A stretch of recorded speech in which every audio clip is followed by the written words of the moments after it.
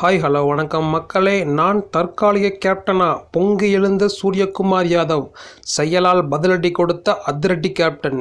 2024 T20 உலகக்கோப்பைக்கு பின் ரோஹித் சர்மா சர்வதேச T20 போட்டிகளில் இருந்து ஓய்வு பெற்றதை அடுத்து இந்திய T20 அணியின் கேப்டனாக சூரியகுமார் யாதவ் நியமிக்கப்பட்டார்.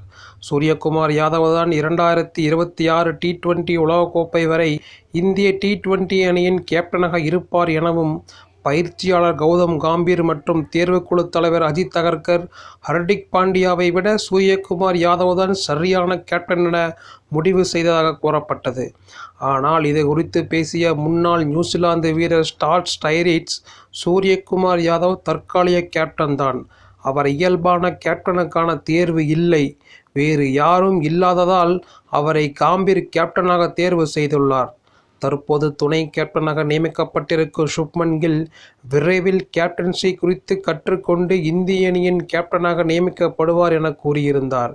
இந்த கருத்து இந்திய கிரிக்கெட் ரசிகர்கள் மத்தியில் விவாதத்தை கிளப்பியது. சூரியகுமார் யாதவ் சரியான கேப்டன் இல்லை என அவர் கூறியதை பலரும் விமர்சித்து வந்தனர். இந்த நிலையில் சூரியகுமார் யாதவ் தன் மீதான விமர்சனத்திற்கு செயலால் பதிலடி கொடுத்திருக்கிறார்.